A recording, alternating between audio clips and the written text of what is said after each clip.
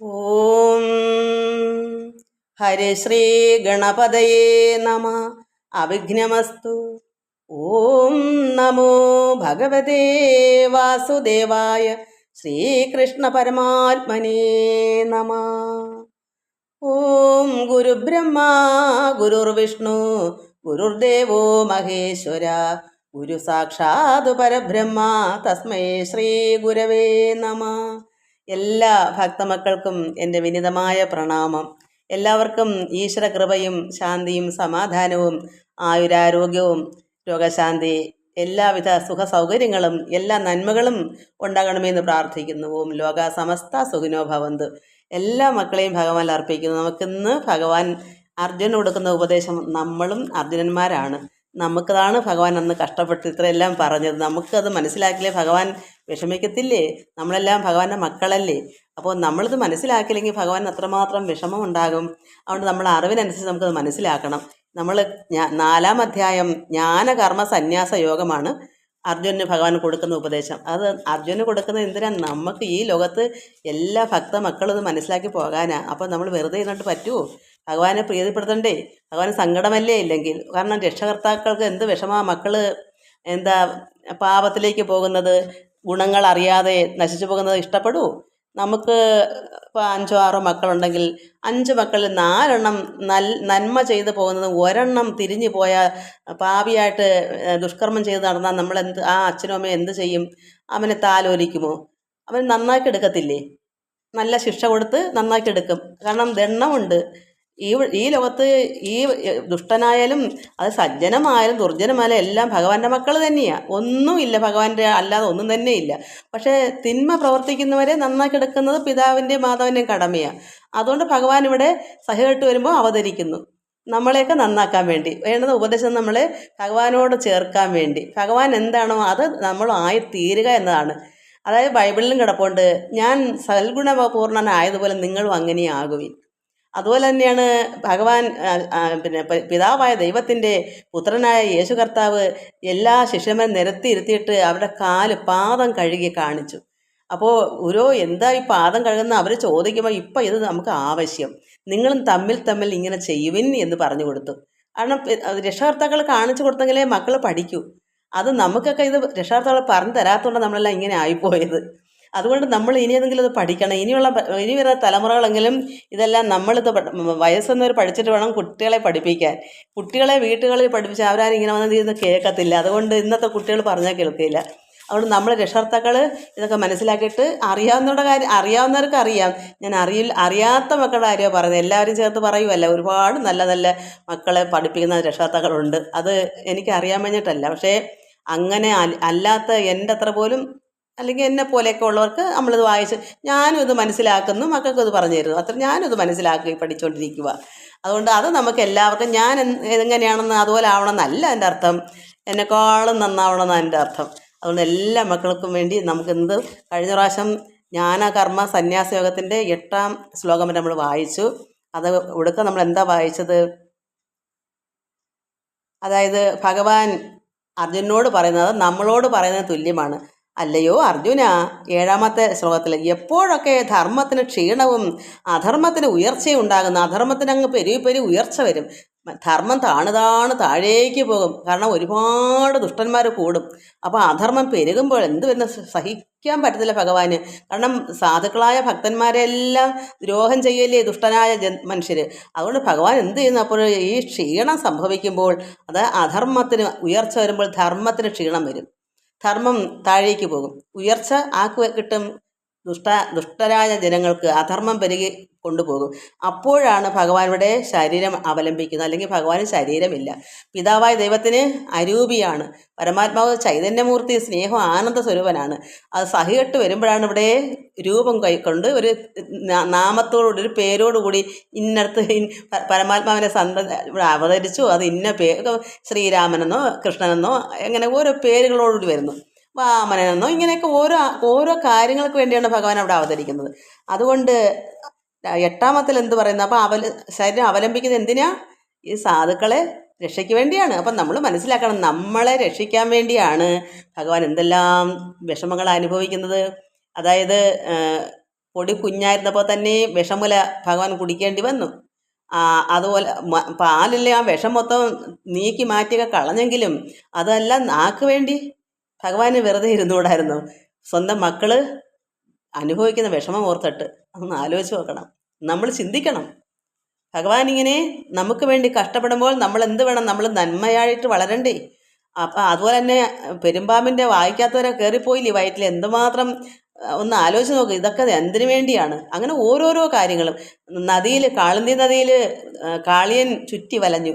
ഭഗവാൻ പൈക്കള മേയ്ക്കാൻ പോയ സമയത്ത് എല്ലാ ഗോക്കളും കണ്ണുനീരൊഴുകി, പിന്നെ കുട്ടികൾ, ഗോപന്മാരും എല്ലാം കണ്ണുനീരൊഴുകി മാതാപിതാക്കളൊന്ന് തിരക്കി വന്നു. അപ്പോഴും എന്താ സംഭവിക്കുന്നത്? ഭഗവാന് ഒന്നും ഇല്ലെങ്കിൽ പോലും ഭഗവാൻ അതിൽ എത്രയെല്ലാം പ്രയത്നിക്കണം. ആ കാളിയൻ ചുറ്റിട്ട് ആ ചുറ്റഴിക്കത്തില്ല. ഭഗവാൻ അങ്ങനെ വലുതായിട്ട് കാളിയനെ വീർപ്പ് മുട്ടിച്ചിട്ടാണ് വലിഞ്ഞ് പൊട്ടുമെന്നായപ്പോഴാണ് അങ്ങനെയൊക്കെ ഭഗവാൻ നോക്കുക. അതെല്ലാം നമ്മൾ ചിന്തിച്ചാൽ നമുക്ക് ഇത് തമാശയാണോ? സത്യമല്ലേ? എന്നിട്ട് ഭഗവാൻ അവസാനം ദ്വാരകയൊക്കെ എന്താ, അതും ഭഗവാന്റെ ഭക്തന്മാർക്കും ഭഗവാന്റെ സ്വന്തവും ബന്ധുവും നാട്ടുകാർക്കും എല്ലാവർക്കും വേണ്ടിയല്ലേ? 4 വർണ്ണക്കാർക്കും വേണ്ടിയല്ലേ? എല്ലാം അവിടെ ഭഗവാൻ ദ്വാരകയിൽ സമുദ്രത്തിൻ്റെ മധ്യത്തിൽ കോട്ട തീർത്തില്ലേ? എല്ലാം ഈ ദുഃഖ ദുരിതങ്ങളെല്ലാം ഭഗവാൻ അനുഭവിച്ചല്ലേ പോയത്? എന്തെല്ലാം ത്യാഗങ്ങൾ സഹിച്ചു. അപ്പോൾ ഭഗവാന്റെ വചനം നമ്മൾ പഠിക്കണ്ടായോ? നമ്മൾ നന്നാവാൻ വേണ്ടിയാണ് ഭഗവാനോട് അവതരിച്ചത്. അപ്പം നമ്മളിതൊക്കെ പഠിക്കാറുന്ന എന്തുമാത്രം പാപമാണ് നമ്മൾ ചെയ്തു കൂട്ടുന്നത്. അത് നമ്മൾ മനസ്സിലാക്കിയിട്ട് ഭഗവാനിലേക്ക് ചേരാൻ ശ്രമിക്കണം. അതുകൊണ്ട് ഭഗവാൻ എന്താ പറയുന്നത്? സ്വധർമ്മത്തിൽ, അതായത് പരിത്രാണായ സാധൂനാം വിനാശായ ചതുഷ്കൃതാം ധർമ്മ സംസ്ഥാപനാർത്ഥായ സംഭവാമി യുഗേ യുഗേ. അതാത് കാലങ്ങളിൽ അധർമ്മം പെരുകുമ്പോൾ ഭഗവാൻ ഇവിടെ ഓരോരോ സമയങ്ങളിൽ ഇവിടെ അവതരിക്കുന്നു. സ്വധർമ്മത്തിൽ ഇരിക്കുന്നവരുടെ രക്ഷയ്ക്കായി. സ്വധർമ്മത്തിൽ ഇരിക്കുന്നവരുടെ രക്ഷയ്ക്കായി. എന്തായി സ്വധർമ്മത്തിൽ ഇരിക്കുന്ന സാധുക്കളായ ഭക്തന്മാരുടെ രക്ഷയ്ക്ക്. അവരാണ് ധർമ്മം പാലിക്കുന്നത്. സ്വധർമ്മം. ഒരു ഭക്തനറിയാം എന്താണ് അദ്ദേഹത്തിൻ്റെ ധർമ്മം. നമുക്ക് എന്താ നമ്മുടെ ധർമ്മം, അത് നമ്മൾ നടത്തണം. അധർമ്മം അല്ല വേണ്ടേ. അതുകൊണ്ട് അങ്ങനെ ഉള്ളവർക്ക് രക്ഷ വേണം. ദുഷ്ടന്മാരവരെ ഉപദ്രവിക്കുമ്പോൾ ഭഗവാന് സഹിക്ക വയ്യാതെ എല്ലാവരുടെയും നിലവിളിയും അപേക്ഷകളെല്ലാം കേട്ട് ബ്രഹ്മാവിൻ്റെയും ദേവന്മാരുടെല്ലാം അപേക്ഷപ്രകാരമാണ് ഭഗവാനിവിടെ അവതരിക്കുന്നത്. എന്തിനു വേണ്ടിയാണ്? സാധു ഭക്തന്മാരുടെ രക്ഷയ്ക്ക് വേണ്ടിയിട്ട് ആണ് ഭഗവാനിവിടെ. അത് ദുഷ്കർമ്മം ചെയ്യുന്നവരുടെ നാശത്തിനായിക്കൊണ്ട്. ദുഷ്കർമ്മം ചെയ്യുന്നത് എന്താണ്? സാധുക്കളായ ഭക്തന്മാരെ അധർമ്മം പെരുക്കി അവരെ ദ്രോഹിക്കുന്നത് കൊണ്ട്, അങ്ങനെയുള്ള ദുഷ്കർമ്മികളെ വകവരുത്താൻ വേണ്ടി നാശത്തിനായിക്കൊണ്ട് തന്നെയാണ് ഭഗവാനുടെ ധർമ്മം നിലനിർത്താൻ വേണ്ടി തന്നെയാണ് ഭഗവാനുടെ യുഗങ്ങളിൽ അവതാരം എടുക്കുന്നതാണ് ഭഗവാൻ പറഞ്ഞത്. അതുകൊണ്ടാണ് ധർമ്മത്തെ നിലനിർത്തുവാനായി കൊണ്ടും അതാത് യുഗങ്ങളിൽ ഞാൻ അവതാരം ചെയ്യുന്നു. ഭഗവാൻ നമുക്ക് വേണ്ടിയാണല്ലോ ഈ കഷ്ടപ്പാടും ദുരിതങ്ങളൊക്കെ ഭഗവാൻ അവതരിച്ച ബുദ്ധിമുട്ടില്ലാതെ. കാരണം ശ്രീരാമൻ്റെ ദേഹം മൊത്തവും കീറി മുറിഞ്ഞ് നമ്മൾ വായിച്ചതാണ് രാമായണത്തിൽ. അല്ലാതെ അമ്പളിങ്ങനെ മഴ പോലെ വർഷിക്കുമില്ലേ. അപ്പോൾ ഭഗവാന് എത്ര തടഞ്ഞാലും ദേഹത്ത് പൊത്ത് കയറത്തില്ലേ. അപ്പോൾ അതെല്ലാം നമ്മൾ ഓർക്കണം. അതുപോലെ സീതാദേവി എന്ന് അതെല്ലാം തിരുമിയും തടവിയും ആ പുണ്ണുപോലിരിക്കുന്നതെല്ലാം മാറ്റി, ഇതൊക്കെ നമ്മൾ ചിന്തിക്കുന്നതല്ലേ, മനസ്സിലാക്കേണ്ടതല്ലേ. അപ്പോൾ ഇതെല്ലാം എത്രമാത്രം സഹനം ചെയ്താണ് ഭഗവാൻ. എന്തായാലും മനുഷ്യനായിട്ട് അവതരിക്കുമ്പോൾ മനുഷ്യനെ പോലെ തന്നെ വികാരങ്ങളെല്ലാം ഉണ്ട്. അത് എല്ലാം നേടി തന്നെ ഭഗവാനോട് പോകുന്നത്. അപ്പം നമ്മളിത് മനസ്സിലാക്കിയില്ലെങ്കിലാണ് കഷ്ടം. മനസ്സിലാക്കിയിട്ട് നമുക്ക് ഭഗവാനുള്ള പ്രേമവും ഭക്തിയും അത്ര വർദ്ധിക്കണം. നമുക്ക് വേണ്ടിയാണല്ലോ എന്ന് നമ്മൾ ചിന്തിക്കുമ്പോൾ നമുക്ക് ഭഗവാൻ എത്രമാത്രം സ്നേഹവും ഭക്തിയും വർദ്ധിക്കും. അതുകൊണ്ട് സ്വധർമ്മത്തിൽ ഇരിക്കുന്നവരുടെ രക്ഷയ്ക്കായി, സാധു ഭക്തന്മാരുടെ രക്ഷയ്ക്ക്. സാധു ഭക്തന്മാർ ഒരിക്കലും അധർമ്മം പ്രവർത്തിക്കത്തില്ല. അപ്പോൾ അങ്ങനെ ഉള്ളവരെ രക്ഷിക്കാൻ ഭഗവാന് കടമയുണ്ട്. അതുകൊണ്ട് അങ്ങനെ ഉള്ളവരുടെ രക്ഷയ്ക്കായിക്കൊണ്ടും ദുഷ്കർമ്മം ചെയ്യുന്നവരുടെ നാശത്തിനായിക്കൊണ്ടും ധർമ്മത്തെ നിലനിർത്തുന്നതിനായിക്കൊണ്ടും അതാത് യുഗങ്ങളിൽ ഞാൻ അവതാരം ചെയ്യുന്നു. ഭഗവാൻ അവതരിക്കുന്നത് ഇത് മനസ്സിലായി. ഇനി നമുക്ക് 9ാമത്തെ ശ്ലോകത്തിൽ എന്താ വായിക്കാം. അത് കഴിഞ്ഞ പ്രാവശ്യം വായിച്ചു വന്നിട്ട് ഓർത്തതാ. ജന്മകർമ്മചമേ ദിവ്യമേവം യോ വേത്തി തത്വത തെക്കുതാ ദേഹം പുനർജന്മ നൈതി മാമേദിസോ അർജുന. എന്താ പറയാ? അല്ലയോ അർജുന, ഏതൊരുവൻ, ആരെങ്കിലും, ഇപ്പം ഞാനോ മക്കൾ ആരെങ്കിലും അല്ലെങ്കിൽ മറ്റൊരാളോ, ഏതൊരുവൻ ഇപ്രകാരം എൻ്റെ ദിവ്യമായ ജനനത്തെയും, ഭഗവാന്റെ ജനനം നമ്മളെപ്പോലെ അല്ല, ദിവ്യമായ ജനനമാണ്. എന്താ അതങ്ങനെ പറയാൻ കാരണം? നമ്മളൊക്കെ ഈ ജന്മം ചെയ്യുന്ന ആക്രാന്തം വരുത്താണ് നമ്മൾ മരിക്കുന്നത്. എന്ന് വെച്ചാൽ ആഗ്രഹങ്ങളിങ്ങനെ പെരുകി കിട്ടുന്നത് പോരാന്ന് പറഞ്ഞ് ഇരുന്നിരുന്ന അവസാനം അങ്ങ് മരിക്കുക. ആഗ്രഹങ്ങൾ ഇവിടെ ഇങ്ങനെ കിടക്കുക, കർമ്മം കൂട്ടി വെച്ചേക്കുക. അതിനു വേണ്ടിയാണ് വീണ്ടും ജനിക്കുന്നത്. അപ്പം നമ്മൾ എന്തിനു ജന്മമാണ്? നമ്മൾ ദിവ്യമായ ജനനമാണോ? ഭഗവാൻ അങ്ങനെയാണോ? ഭഗവാൻ എന്തെങ്കിലും ആഗ്രഹങ്ങൾ വന്ന് ജനിച്ചതാണോ? ഇവിടെ എന്തെങ്കിലും കിട്ടാശരകൾ കിട്ടണം പറഞ്ഞ് ആർത്തി വരണ്ടാണോ ഭഗവാൻ ഇവിടെ മരിച്ചിട്ട് അവതരിച്ചാണോ? നമ്മളെപ്പോലെ അല്ല. പരമാത്മാവായ ഈശ്വരൻ അങ്ങനെ ഒന്നുമല്ല. നമ്മളെ രക്ഷയ്ക്ക് വേണ്ടി അപ്പോഴപ്പോഴ തോന്നിക്കുന്നല്ല. ഒരു കർമ്മത്തിൻ്റെ ഫലത്തിനല്ല ഭഗവാൻ വരുന്നത്. ഭഗവാൻ ഒരു കർമ്മവും ഇല്ല. പരമാത്മാവിന് കർമ്മമേ ചെയ്യേണ്ടതായിട്ടില്ല. അപ്പോഴപ്പോൾ കണ്ടത് കേട്ടത് ചെയ്തതെന്ത്? നമുക്ക് വേണ്ടി, ഭഗവാൻ വേണ്ടിയല്ല. അതിൽ ഒരു ഫലവും ആഗ്രഹിച്ചല്ലല്ലോ ഭഗവാൻ ചെയ്യുന്നത്. ഫലം ആഗ്രഹിച്ച് ചെയ്യുന്നെങ്കിലല്ലേ വീണ്ടും വീണ്ടും ജനിക്കേണ്ടി വരുള്ളൂ. ഭഗവാൻ മുക്തനല്ലേ എപ്പോഴും, ഒന്നിലും കൊണ്ട് ഫലം ആഗ്രഹിക്കാൻ ഇല്ലല്ലോ. അതുകൊണ്ട് ഭഗവാൻ ദിവ്യമായ ജനനമാണ്. ഇത് നമ്മൾ മനസ്സിലാക്കണം. ഭഗവാൻ എങ്ങനെയാണ് ഭഗവാന്റെ ജനനമെന്ന്. അതുകൊണ്ട് എൻ്റെ ദിവ്യമായ ജനനത്തെയും സാധു പരിത്രാണം മുതലായ കർമ്മങ്ങളെയും. അപ്പോൾ ഭഗവാന് കർമ്മം ചെയ്യേണ്ടതായിട്ടൊന്നുമില്ല. എന്നാൽ കർമ്മം ചെയ്യാനാണ് അവതാരം എടുക്കുന്നത്. ആർക്ക് വേണ്ടിയാണ്? ഭഗവാൻ വേണ്ടിയാണോ? ഭക്തർക്ക് വേണ്ടി. ഭഗവാൻ നമുക്ക് വേണ്ടി, നമ്മുടെ ഭഗവാന്റെ മക്കൾക്ക് വേണ്ടി. സ്വന്തം മക്കളാണ് നമ്മളെല്ലാവരും. യഥാർത്ഥ ഭക്തൻ ഒരു ദൈവ പൈതലാണെങ്കിൽ അത് പരമാത്മാവിൻ്റെ മക്കൾ തന്നെയാണ്. പക്ഷെ നമുക്ക് അറിവൊക്കെ കിട്ടാനാണ് ഭഗവാനോട് അവതരിക്കുന്നത്. നമ്മൾ നിർമ്മലമായ ഒരു പരിശുദ്ധമായ ഒരു ഹൃദയമുള്ളൊരു കുട്ടിയാണെങ്കിൽ അത് ഈശ്വരൻ്റെ പൈതൽ തന്നെയാണ്. പക്ഷേ അറിവ് നമ്മൾ നേടണം. ഇതൊക്കെ മനസ്സിലാക്കി നമുക്ക് വേണ്ടിയാണല്ലോ ഇത് ഭഗവാൻ തന്നേക്കുന്നത്. അതുകൊണ്ട് അല്ലയോ അർജുന, ഏതൊരുവൻ ഇപ്രകാരം എൻ്റെ ദിവ്യമായ ജനനത്തെ സാധു പരിത്രാണം മുതലായ കർമ്മങ്ങളെയും, സാധുക്കളെ രക്ഷയ്ക്ക് പരിത്രാണം വെച്ചാൽ നമ്മളെയൊക്കെ രക്ഷിക്കുന്നതിന് വേണ്ടി. ആരെ? സാധുക്കളെ, ഭക്തന്മാരെ. പാവപ്പെട്ടതല്ല അതിൻ്റെ അർത്ഥം. ഭക്തന്മാർ, നല്ല ആത്മജ്ഞാനികളായ നല്ല ഭക്തന്മാരുണ്ട്. അതായത് ഒന്നിനും വലിയ ആഗ്രഹമൊന്നും ഇല്ലാതെ എപ്പോഴും ഭഗവാനേ എന്ന് പറഞ്ഞ് ചിന്തിച്ചിരിക്കുന്ന ഭക്തന്മാരുണ്ട്. അവരെയാണ് വിനയവും താഴ്മയും നിർമ്മലമായ ഹൃദയവും ഒക്കെ ഉള്ള ഭക്തന്മാരെയാണ് ഇവിടെ സാധു എന്ന് പറയുന്നത്. അവർ അത്രമാത്രം സാധു ഭക്തന്മാരാണ്. അങ്ങനെയുള്ളവരെ സാധു പരിത്രാണം മുതലായ കർമ്മങ്ങൾ. അപ്പോൾ അവരുടെ കർമ്മങ്ങൾ ചെയ്യുന്നത് എന്താണ്? അവർക്ക് എന്തുകൊണ്ടാണ് വിഷമം ഉണ്ടാകുന്നത്? ഈ ഭൂമിദേവി എന്താ ഭാരം വർദ്ധിക്കുന്നു, ഭഗവാൻ പിതാവിനോട് ബ്രഹ്മാവിനോടെന്ന് പറഞ്ഞു. അപ്പോൾ ബ്രഹ്മാവും ദേവന്മാരോടാണല്ലോ പോയത് അപേക്ഷ കൊടുക്കാൻ, ഭഗവാൻ നമ്മുടെ വൈകുണ്ഠത്തിൽ, പാലാഴിയിൽ. അപ്പോഴാണല്ലോ ഭഗവാൻ അത് സമ്മതിച്ച് വന്നത്. അപ്പം നമ്മുടെ രക്ഷയ്ക്ക് വേണ്ടിയാണ് ഭഗവാനുടെ ദിവ്യമായ ജനനം. അത് നമ്മൾ മനസ്സിലാക്കണം. സാധാരണ വെറുതെ വന്ന് കഴിഞ്ഞ ജന്മങ്ങൾ എന്തൊക്കെ ചെയ്ത് കൂട്ടിയിട്ട് അതിൻ്റെ ആർത്തി പിടിച്ച് വീണ്ടും ജന്മമെടുക്ക് വന്നതല്ല മക്കളെ. ഭഗവാൻ ദിവ്യമായ ജനനമാണ്. ഭക്തന്മാരെ രക്ഷിക്കാനുള്ള ആ പരമാത്മാവിൻ്റെ ആ ഒരു എന്താ പറയുക, അത്രത്തോളം ഭഗവാന് നമ്മളോട് കരുണയും സ്നേഹവും ഉള്ളത് കൊണ്ട് ഭഗവാൻ ദിവ്യമായ, നമ്മളെപ്പോഴും ചെയ്യും ഭഗവാൻ ദിവ്യനാണെന്ന്. ദിവ്യമായ ജനനത്തെയും സാധു പരിത്രാണം മുതലായ കർമ്മങ്ങളെയും യഥാർത്ഥമായി അറിയുന്നുവോ? അത് അങ്ങനെയാണ് വന്നത് നമ്മൾ അറിയണം. അറിയുന്നവർക്ക് എന്ത് വരുന്നു? അങ്ങനെ അറിയുന്നൊരു വ്യക്തി ഭഗവാൻ എങ്ങനെയാണ് ഇവിടെ വന്ന്, ആർക്ക് വേണ്ടി, എന്തിനു വേണ്ടി ജനനം? എന്തൊരു ജനനം? കർമ്മത്തിൻ്റെ ഫലത്തിനുള്ള ജനനമാണോ? അല്ല, ദിവ്യമായ ജനനമാണെന്ന് നമ്മൾ മനസ്സിലാക്കുന്നൊരു ഭക്തന് എന്ത് വരുന്നു? അവൻ ദേഹം വെടിഞ്ഞാൽ പിന്നെ ജനനം പ്രാപിക്കുന്നില്ല. പിന്നെ അവർക്ക് ഞാൻ പറയുന്നത് പോലെ നമ്മൾ ചിന്തിച്ച് ആരുടെ ഉള്ളത്തിലാണ് നിറയുന്നത്? ഇത് ശരിയാണ്, ഇങ്ങനെ തന്നെയാണ്, അങ്ങ് ഉറപ്പാണ്. ഭഗവാൻ ദിവ്യമായ ജനനം തന്നെയാണ്. ഭഗവാന് വേണ്ടി അല്ല ഇവിടെ അവതരിച്ചത്, സാധുക്കളായ നമുക്ക് വേണ്ടി തന്നെയാണ്. ഇത് നമ്മൾ ഉറച്ച് വിശ്വസിക്കുന്നത് ആരാണ്? അതായത് ഇത് ഭഗവാൻ കർമ്മം ചെയ്യേണ്ട ആളല്ല. പരമാത്മ ഒരു കർമ്മവും ചെയ്യേണ്ടതായിട്ടില്ല. നമുക്ക് വേണ്ടി ഇവിടെ അവതരിക്കുമ്പോൾ ശരീരം എടുത്ത് വരുന്നതുകൊണ്ട്, ഭഗവാന്റെ തന്നെ മായയാൽ ശരീരം എടുത്ത് വരുന്നതുകൊണ്ട് മാത്രമാണ് ഇവിടെ കർമ്മം ചെയ്യാനായിട്ട് തന്നെ വരുന്നു. ആർക്ക് വേണ്ടി?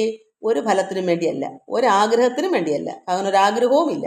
സാധുക്കളെ രക്ഷിക്കാനുള്ള ചിന്ത മാത്രം. അങ്ങനെ വരുന്ന അത് ആരാണ് യഥാർത്ഥം അറിയുന്നത്? ഇതിനെ ആരറിയുന്നു? ഈ യഥാർത്ഥമായി അറിയുന്നുവോ, ഇത് സത്യമാണെന്ന് ആരറിയുന്നുവോ അവൻ. ഇപ്പം ഞാനാണെങ്കിൽ ഞാൻ, അതല്ല വേറെ ഏതെങ്കിലും മക്കളാണെങ്കിൽ അവരുടെ ദേഹം വെടിഞ്ഞാൽ നമ്മളെ ദേഹം മരിക്കുമ്പോൾ പിന്നെ ജനനം പ്രാപിക്കയില്ല. കാരണം എന്താ? ഇതിനെ മനസ്സിലാക്കണമെങ്കിൽ യഥാർത്ഥമായ അറിവുള്ള ഒരു ദൈവ പൈതലിനെ ഇത് മനസ്സിലാക്കാൻ പറ്റുമോ? അവർക്ക് ജനനമില്ല. ഒരു സാധാരണക്കാർക്ക് പറഞ്ഞാൽ അവർക്കിത് അറിയില്ലല്ലോ. വേറെ ഒന്നും അറിയാത്തൊരു വ്യക്തി വിളിച്ച് അതിൻ്റെ ഇങ്ങനെ ചിന്തിക്കണം കേട്ടോ, ഭഗവാൻ ദിവ്യമായ ജനനം, എന്തൊരു ജനനമാണെന്ന് അവർക്കൊന്നും പിടി കിട്ടത്തില്ല. അല്പമെങ്കിലും ഇതിനെപ്പറ്റി ഗ്രാഹ്യമുള്ളവർക്ക് മാത്രമേ ഇതെന്താന്ന് വായിച്ചാൽ മനസ്സിലാവൂ. അവർക്ക് പിന്നെ ജനനമില്ല. കാരണം ഭഗവാനെ തീർത്തും നമുക്ക് ഉറപ്പാണ് ഭഗവാൻ അങ്ങനെ തന്നെയാണ് വന്നത്. അതാണല്ലോ. അപ്പോൾ ആ ദേഹം വെടിഞ്ഞാൽ അങ്ങനെയുള്ള ആരായാലും അവരുടെ ദേഹം വെടിയുമ്പോൾ പിന്നെ ജനനം പ്രാപിക്കയില്ല, എന്നിൽ തന്നെ ചേർന്ന് കൊള്ളും. പരമാത്മാവായ ഭഗവാനിൽ തന്നെ ചേർന്ന് കൊള്ളും. ഏത് പരമാത്മാവ്? പരബ്രഹ്മമൂർത്തിയായിരിക്കുന്ന നാരായണനിൽ തന്നെ, ആ മൂലത്തിൽ തന്നെ ചെന്ന് ചേർന്ന് കൊള്ളും. ഇപ്പം ഞാനാണ് ഉത്തമമായി ഇതിങ്ങനെ വിശ്വസിക്കുന്നത്. കറക്റ്റായ കാര്യം. ഭഗവാന് വേണ്ടിയല്ല വന്നത്, ആർക്ക് വേണ്ടിയല്ല, ഈ സാധുക്കളായ ഭക്തന്മാർക്ക് വേണ്ടി തന്നെയാണെന്ന് ഉറയ്ക്കുന്ന ഭക്തന്മാർക്കുണ്ട്. അവർക്ക് പിന്നെ ജനനമില്ല, അവർ ഭഗവാൻ തന്നെ ചേർന്ന് കൊള്ളും. ഏതാണ് ഭഗവാൻ പറയുന്നത്. എത്രമാത്രം ഇത് മനസ്സിലാക്കണം, ഇതൊക്കെ പഠിക്കണ്ടേ. എന്നിട്ട് 10ാമത്തെ, വീതരാഗ ഭയക്രോധ മന്മയാമ ഉപാശ്രിത ബഹവോ ജ്ഞാന തപസ പൂതാമൽ ഭാവ ആഗത. രാഗഭയ ക്രോധങ്ങളില്ലാത്തവരായി. ആരാണ് രാഗം, ഈ ആഗ്രഹങ്ങളും ഭയം ക്രോധം ഇങ്ങനെയുള്ള ദുഷിച്ച ചിന്തകൾ ഇല്ലാത്തവരായി എന്നെ, അത് ഭഗവാനെ പരമാത്മാവിനെ ആശ്രയിച്ചവരായ വളരെ പേർ ജ്ഞാനമാകുന്ന തപസ് കൊണ്ട് പരിശുദ്ധന്മാരായി ഭഗവാന്റെ രൂപത്തെയും, അത് എൻ്റെ രൂപത്തിൽ അവിടെ നമ്മൾ ചിന്തിക്കണം, പരമാത്മാവായ നാരായണനായിരിക്കുന്ന കൃഷ്ണനെ, ആ കൃഷ്ണന്റെ രൂപത്തെയും ഭാവത്തെയും കൈക്കൊണ്ട് മോക്ഷത്തെ പ്രാപിക്കുന്നു. അപ്പം രാഗദ്വേഷം ഇങ്ങനെയുള്ള ശത്രുക്കളെല്ലാം ഒഴിഞ്ഞു പോകണം. കാമക്രോധ ലോഭ മോഹ മത മാത്സര്യ ഡംബ അഹങ്കാരം, പിന്നെന്താ അസൂയ കുശുമ്പ്, ഇങ്ങനെയുള്ള ഒരുപാട് പാപികളുണ്ട്. അതെല്ലാം നമ്മുടെ ശത്രുക്കളാണ്. ഇത് ആ രാഗഭയ ക്രോധങ്ങൾ ഇല്ലാത്തവരാവണം. ഇല്ലാത്തവരായി എന്നെ ആശ്രയിക്കുന്നവരായ ഭഗവാനെ തന്നെ ആശ്രയം. നമുക്ക് മറ്റാരും ആശ്രയമില്ല. ഒരുത്തരും നമുക്ക് ആശ്രയിക്കാൻ പറ്റത്തില്ല. കാരണം അങ്ങനെയാണ്, നമ്മൾ തനിയെ വന്ന് തനിയെ പോകും. ആരും നമുക്ക് തുണയായി നിൽക്കില്ല. 1 2 10 നാളോ ഉണ്ടെന്ന് കയറിയിട്ട് അതൊന്നും ശാശ്വതമല്ല. ഇതൊക്കെ നിത്യമല്ല. നിത്യമായി ഒന്നുള്ളത് പരമാത്മാവ് തന്നെയാണ്. ആ പരമാത്മാവ് മാത്രമേ നമുക്ക് ആശ്രയമായി ഉള്ളൂ എന്നുള്ള കാര്യം നമുക്ക് വിശ്വസിച്ചുറപ്പിക്കുമ്പോൾ ആരാണ് അങ്ങനെ മനസ്സിലാക്കുന്ന ആശ്രയം ഭഗവാൻ തന്നെയാണെന്ന്. എന്നെ ആശ്രയം ഭഗവാൻ തന്നെ ആശ്രയിച്ചവരായ വളരെ പേരുണ്ട്, ഒരുപാട് പേര് അങ്ങനെ ഉണ്ട്. അവരെങ്ങനെ? ജ്ഞാനമാകുന്ന തപസ് കൊണ്ട്, ഇതെല്ലാം അറിഞ്ഞും കൊണ്ട് തപസ് ചെയ്യും. അല്ലാത്തവർക്കും കുഴപ്പമില്ല. ഒന്നും അറിയാതെ ഒരുപാട് ഭക്തമക്കൾ, കാരണം അവർക്ക് ആരും പറഞ്ഞു കൊടുക്കാനില്ലാത്ത ഒരുപാട് ഭക്തമക്കളുണ്ട്.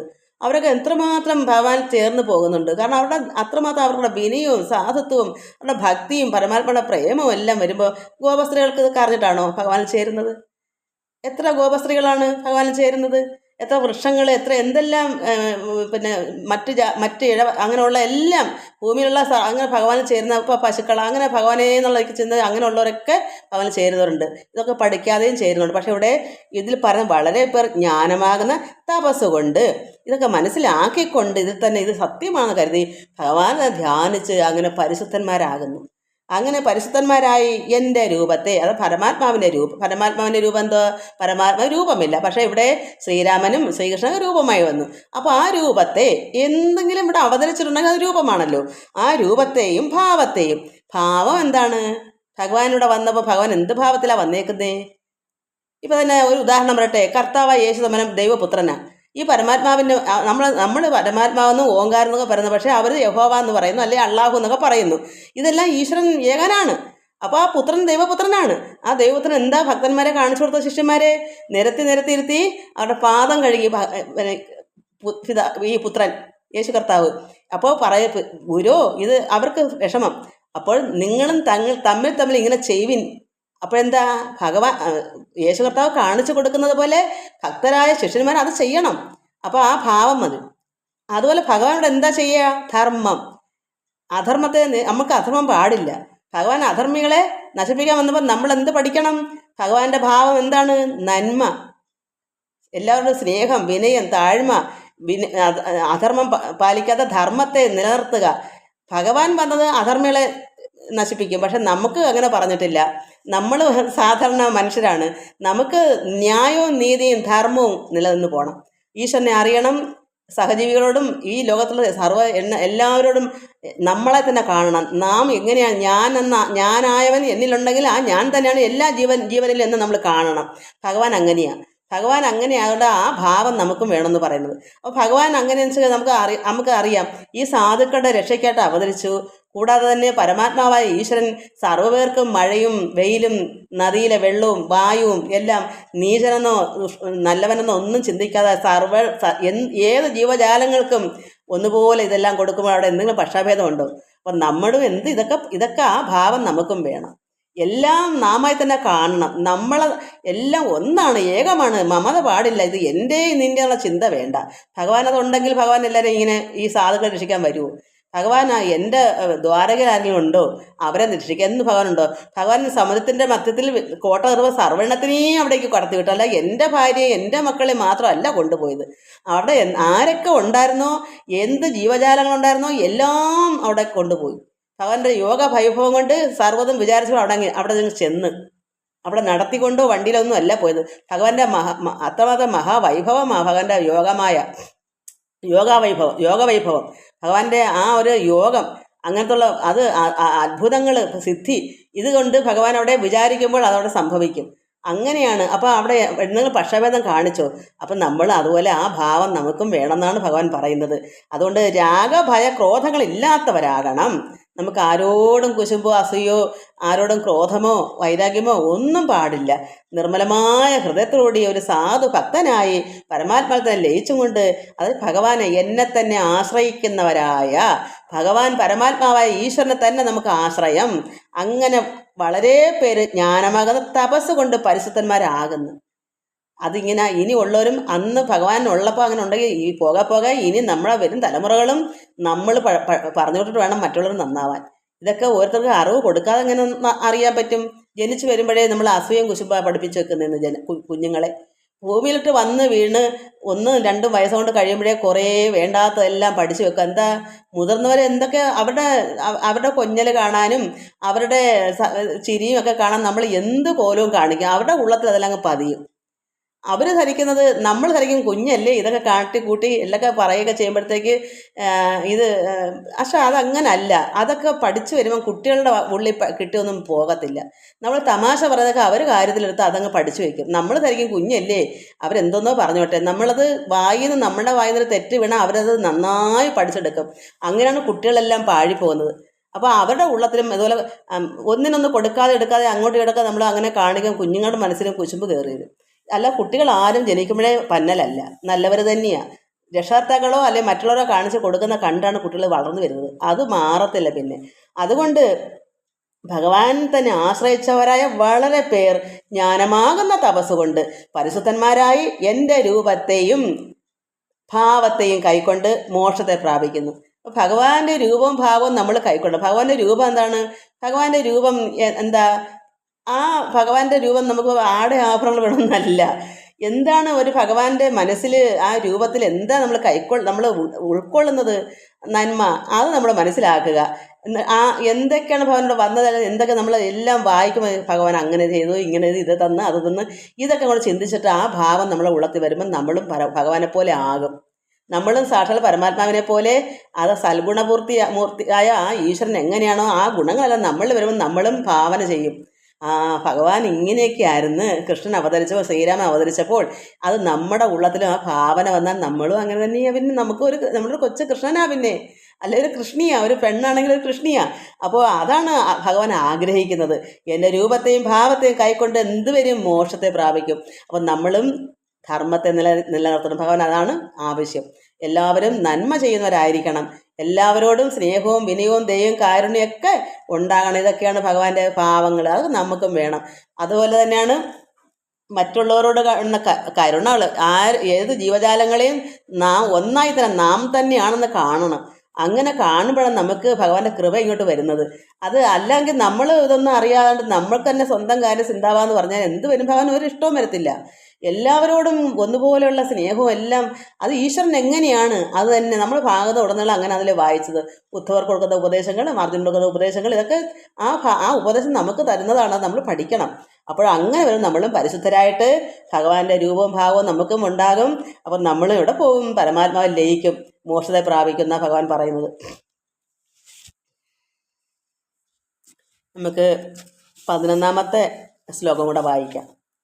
യേ യഥാ മാം പ്രപദ്യന്തേ താം തഥൈവ ഭജാമ്യഹം മമ വർത്തമാനുവർത്തന്തേ മനുഷ്യ പാർത്ഥ സർവശ. അല്ലയോ അർജുന, ഏവൻ ആരെങ്കിലും ഏത് വിധം കാമ്യമായിട്ടോ നമ്മൾ എങ്ങനെയെങ്കിലും, അതായത് ആരായാലും നമ്മൾ ആഗ്രഹമായിട്ടോ കാമ്യമായിട്ടോ ആഗ്രഹം ആയിട്ടോ നിഷ്കാമമായിട്ടോ, അത് നമ്മൾ ഒരു കർമ്മം ചെയ്യുമ്പോൾ നമുക്ക് ആഗ്രഹത്തോടു കൂടി ആയാലും ആ ഫലം ആഗ്രഹിക്കാതെ ആയാലും രണ്ട് വിഭാഗക്കാരുണ്ടല്ലോ. ആഗ്രഹിച്ച് ഇപ്പോൾ ഒരു കർമ്മം ചെയ്തിട്ട് ആ ഫലം വേണമെന്ന് ആഗ്രഹിക്കുന്നവരുണ്ട്, നിഷ്കാമ കർമ്മം ചെയ്യുന്നവരുണ്ട്. എല്ലാം കർമ്മങ്ങളും ചെയ്യും, പക്ഷേ ഒരു ഫലവും ആഗ്രഹിക്കത്തില്ല. നേരെ വാ നേരെ പോ, നമുക്ക് വന്നു ചേരുന്നത് അത് ആഗ്രഹിച്ച് കിട്ടുന്നതല്ല, അത് ഈശ്വരൻ നമുക്ക് നേരെ തരുന്ന നമുക്ക് നമുക്ക് അനുഭവിക്കാം. അല്ലാതെ ഇന്നത് ചെയ്ത് ഇന്നത് കിട്ടുള്ള ആഗ്രഹത്തിൽ ചെയ്യുന്നവരുണ്ട്, ചെയ്യാത്തവരുണ്ട്. അതുകൊണ്ട് ഏവൻ ആരായാലും ഏത് വിധം കാമ്യമായിട്ടോ നിഷ്കാമമായിട്ടോ എന്നെ ഉപാസിക്കുന്നുവോ ഭജിക്കുന്നുവോ. അപ്പം നമ്മൾ ചിന്തിക്കണം, നമ്മളിന്ന് ഒരുപാട് പേര്, ഇപ്പം നമുക്കൊരു ഉദാഹരണം പറഞ്ഞാൽ, വീടുകളിലല്ല കൂടുതലും പ്രാർത്ഥിക്കുന്നത്. ഒരുവിധം ഉള്ളവരെല്ലാം അമ്പലത്തിൽ പോയാൽ ഭഗവാനോട് പറയാൻ പോണത്, ഭഗവാനെ എനിക്ക് എൻ്റെ കുഞ്ഞിന് എന്തെല്ലാം വിഷമങ്ങളാണ് വന്ന് പറയുന്നത്. ഭഗവാൻ അത് സന്തോഷമേ ഉള്ളൂ, കാരണം നമ്മുടെ അവസ്ഥ അതാണല്ലോ. അതുകൊണ്ട് അത് പറഞ്ഞ തെറ്റല്ല. ഒരു പ്രായം വരെ നമ്മൾ അങ്ങനെ തന്നെയാണ്. എല്ലാം നമുക്ക് പിതാവായ ദൈവത്തോട് പറഞ്ഞേ പറ്റൂ. നമുക്ക് ഒരുവിധം നമ്മളതങ്ങനെ അത് മാറി നമ്മൾ യഥാർത്ഥമായി ഒരു പ്രത്യേകത അനുഭവത്തിൽ വന്നാൽ പിന്നെ ഒന്നും പറയേണ്ടതായിട്ടില്ല. അത് ആ സമയത്ത് അത് എത്തിപ്പിടിക്കത്തില്ല. എൻ്റെയൊക്കെ പ്രായം ആകുമ്പോഴേ നമ്മൾ അയ്യോ ഒന്നും പറയണ്ടല്ലോ, എല്ലാം നമ്മൾ ഭാവന ചെയ്താൽ മതിയെന്ന് അപ്പോഴും തോന്നും. പക്ഷെ അത് ആ കാലത്ത് ചെറുപ്പകാലത്ത് അത് നമുക്ക് ആയി വരത്തില്ല. നമ്മൾ അങ്ങനെ നമ്മൾ അതേപോലെ ആവാമെങ്കിൽ നമുക്ക് ഒന്നും പ്രാർത്ഥിക്കണ്ട, നമ്മൾ ഭാവന ചെയ്താൽ മതി. പക്ഷേ ഒരു പരുവം വരെ നമ്മൾ അങ്ങനെ അല്ലല്ലോ. അത് നമ്മൾ ഓരോ ദിവസങ്ങൾ കുളിച്ച് തൊഴുത് ഭഗവാന് അമ്പലത്തിലൊക്കെ പോയി തൊഴുത് ഓരോ കാര്യങ്ങളും പറഞ്ഞും കരഞ്ഞും ഭഗവാനെ എന്നെ വിഷമങ്ങളെല്ലാം ഉണ്ട് പിതാവേ എന്ന് പറഞ്ഞ് കരഞ്ഞ് തന്നെ ദേവിയായാലും ദേവനായാലും പറഞ്ഞ് പ്രാർത്ഥിക്കുക. അതാണ് ഏത് വിധത്തിലായാലും, കാമ്യമായിട്ടോ ആഗ്രഹം കൊണ്ട് പറഞ്ഞാലും അതല്ല നിഷ്കാമമായിട്ടോ ഒരു ഫലം. കാരണം ഒരുപാട് ഭക്തന്മാർ ഇപ്പം ഇപ്പം എന്നെ തന്നെ എനിക്ക് ഉദാഹരണം പറയാം. എനിക്ക് വേറൊരാളെ പറയാൻ എനിക്കറിയില്ല. ഞാൻ എൻ്റെ കാര്യം തന്നെ പറയാം. ഒരു കാര്യം വേണമെന്ന് പറഞ്ഞ് അമ്പലത്തിൽ പോയി പ്രാർത്ഥിക്കാറില്ല.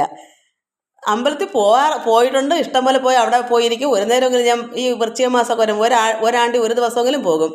ഇപ്പം കുറച്ച് 3-4 വർഷം കൊണ്ട് പോകുന്നില്ല, ചെന്ന് തറയിലിരിക്കാൻ മേത്തോണ്ട് പോകത്തില്ല. മറ്റേ എനിക്ക് ഒരു നേരം ഒരു ആണ്ടിലെ 41 ദിവസത്തിനകത്ത് ഒരു ദിവസം പോയില്ലെങ്കിൽ സമാധാനമില്ലായിരുന്നു. എങ്ങനെയും ചെന്ന് അവസാനം അങ്ങ് വീണങ്ങ്, എന്നിട്ട് എണീക്കാൻ വലിയ പടം. അവിടെ നിന്ന് ഒന്ന് പിടിച്ചെണീക്കാൻ ഒന്നുമില്ല, വെറും തറയിൽ ചെന്ന് ഇരുന്നിട്ട് എഴുതിക്കാൻ പറ്റുമോ, എല്ലാവരും അവിടെ പിടിച്ചെണീപ്പിക്കാൻ ഉണ്ട്. അതുകൊണ്ട് ഞാനങ്ങ് മതിയാക്കിയത്.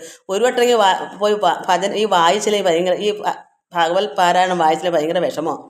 അതുകൊണ്ട് എന്നുവെച്ചാൽ അത് ഒന്നും കിട്ടാൻ വേണ്ടിയല്ല, എനിക്കത് ചെയ്തേ പറ്റും. ഇപ്പം എന്താ ചെയ്യുന്നത്? ഇപ്പം എനിക്ക് ആഗ്രഹിച്ച് ചെയ്യുവാണോ?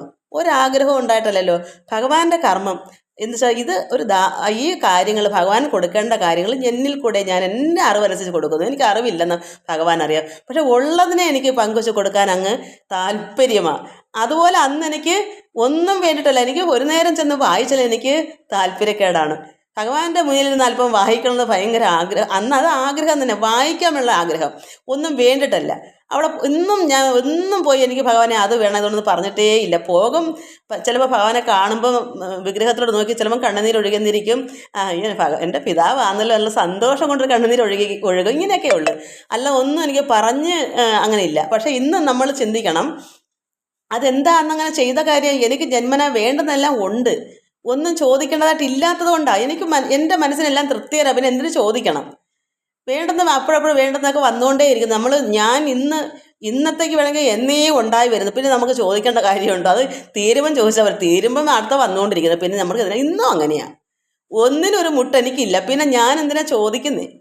അതുകൊണ്ട് നമ്മൾ മനസ്സിലാക്കണം, ഇവിടെ ഭഗവാന് ഇവിടെ ഒന്നും വിഷമമില്ല, ചോദിക്കാം. കാരണം ഏത് വിധമായാലും ആഗ്രഹത്തോടു കൂടി ആയാലും നിഷ്കാമമായിട്ട് ഒന്നും ആഗ്രഹം ഇല്ലാതെ കണ്ടായാലും ഉപാസിക്കുന്നുവോ ഭഗവാനെ. എല്ലാവരും ഓരോന്ന് വേണമെന്നും പറഞ്ഞും പ്രാർത്ഥിക്കും, ഒന്നും വേണ്ടെങ്കിലും ഭഗവാനെ വേണം, ഭഗവാനെ വേണ്ടിയിട്ട് നമുക്ക് ഭഗവാനെ വേണം. അതിനാണല്ലോ ഇതൊക്കെ നമുക്ക് ഭഗവാന് നമ്മുടെ ഉള്ളത്തിലെ ആ ഈശ്വരൻ്റെ എന്താ പറയുക, ഒരു ആനന്ദമാണല്ലോ ഇതെല്ലാം.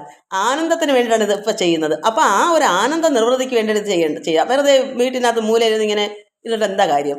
അപ്പോൾ നമുക്ക് സന്തോഷവും ആനന്ദമാണ് അതിനുവേണ്ടി ഇപ്പോൾ ചെയ്യുന്നത്. അപ്പോൾ അതുപോലെ അങ്ങ് രണ്ട് വിധമായാലും, ആഗ്രഹമില്ലാതെ ആയാലും ആഗ്രഹത്തോടു കൂടി ആയാലും ആര് അങ്ങനെ ഉപാസിക്കുന്നുവോ ഭജിക്കുന്നുവോ അവരെ ആ വിധം തന്നെ അവരാൽ അപേക്ഷിക്കപ്പെട്ട ഫലത്തെ ദാനം ചെയ്ത് ഞാൻ അനുഗ്രഹിക്കുന്നു.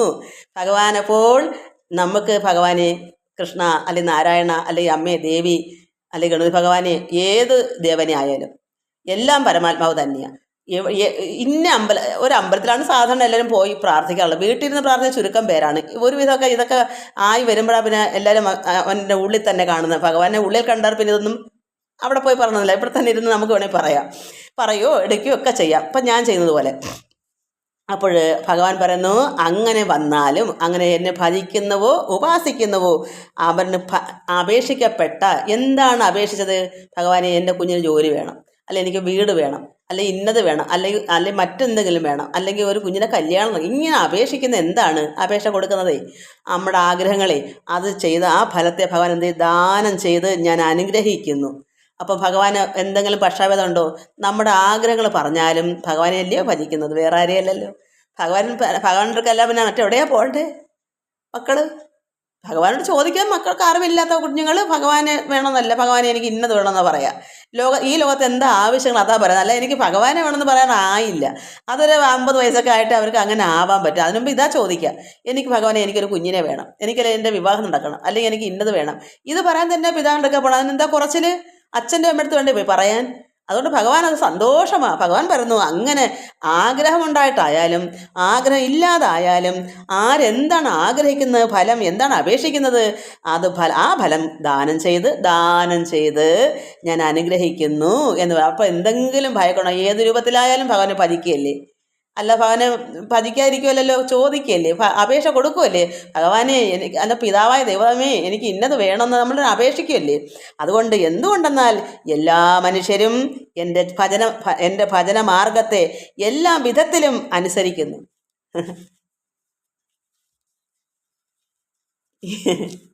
എല്ലാ വിധത്തിലും ഭഗവാനെ അനുസരിക്കുന്നു.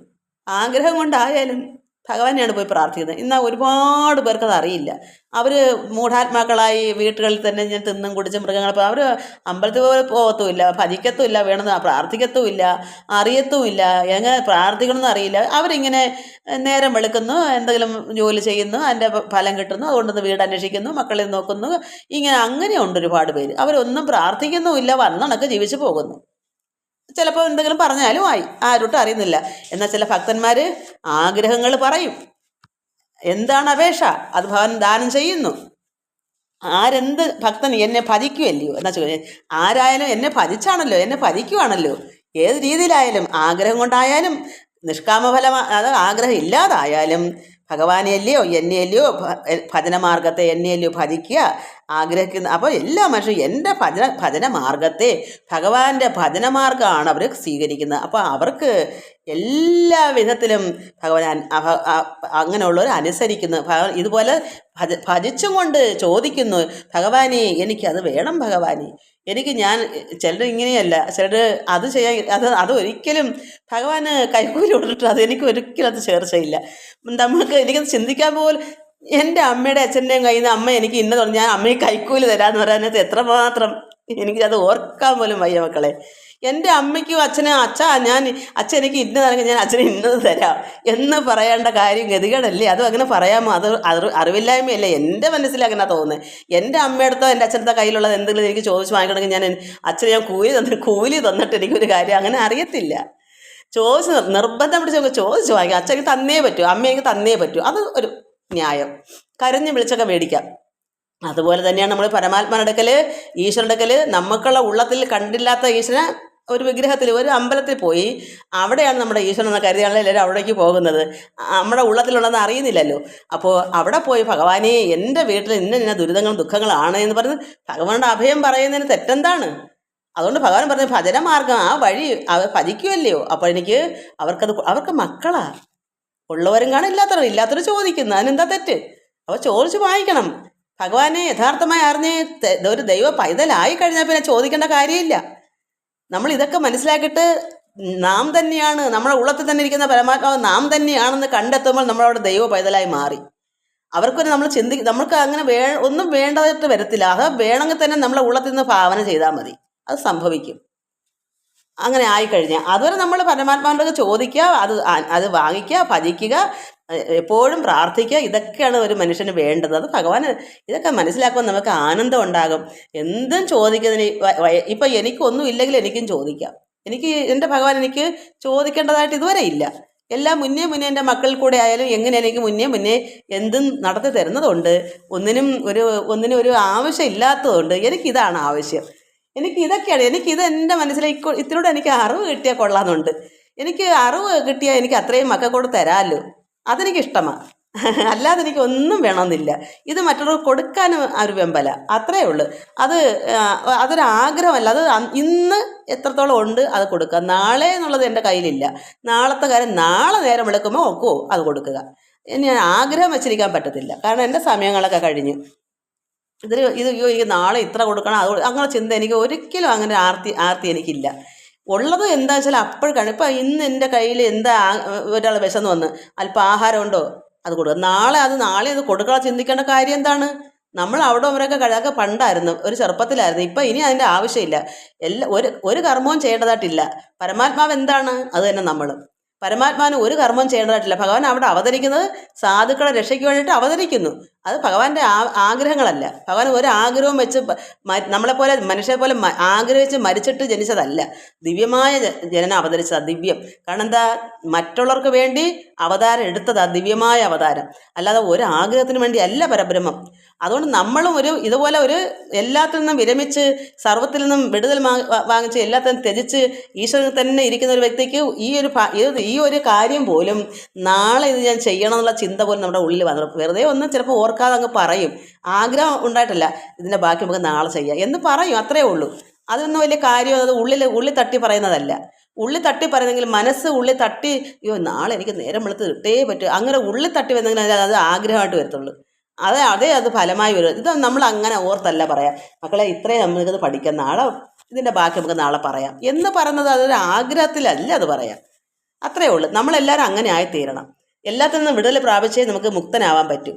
അപ്പോൾ നമുക്ക് എന്തെങ്കിലും ഭഗവാന്റെ ഭാവമൊക്കെ നമുക്കുണ്ടാകും. പരമാത്മാവിനെ പോലെ നമ്മളും ആകും. ഈശ്വരൻ, അതായത് അഹം ബ്രഹ്മം എന്നുള്ള ആ തത്വമസിയായി മാറുക. അതാണ് നമ്മൾ ചിന്തിക്കുന്നത്. അത് എല്ലാവർക്കും ഇത് മനസ്സിലാകുക. എല്ലാവർക്കും നന്നായി ഇത് മനസ്സിലായെന്ന് ഞാൻ വിശ്വസിക്കുന്നു. മക്കൾ നിങ്ങൾ കമൻറ്റ്സ് ചെയ്യുമ്പോൾ എനിക്ക് സന്തോഷമാണ്. എന്തെങ്കിലും അറിവില്ലെങ്കിൽ എനിക്കും എന്നിൽ തെറ്റുണ്ടെങ്കിൽ അത് നിങ്ങൾക്ക് പറഞ്ഞുതരാൻ പറ്റും.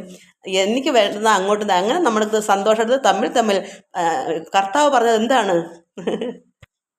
നിങ്ങളും തമ്മിൽ ഒരു സമഭാവന.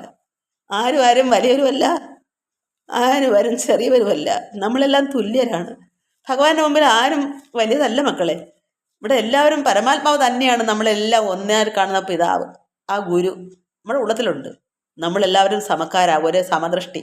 ഇവിടെ ആരും ചെറിയവരോ ആരും വലിയ, എല്ലാവരും സമത്വമാണ്. അപ്പോൾ എനിക്ക് അറിവില്ലാത്തത് നിങ്ങളിൽ നിന്ന് എനിക്ക് തരാം, നിങ്ങൾക്കില്ലാത്തത് എനിക്കും തരാം. നമ്മളെല്ലാം ഒന്ന് തന്നെയാണ്. ഇവിടെ ഏറ്റക്കുറച്ചിൽ വേണ്ട, നമുക്ക് സമത്വം മതി. എല്ലാവർക്കും നമസ്കാരം. ഹരി ഓം, ഹരി ഓം, ഹരി ഓം.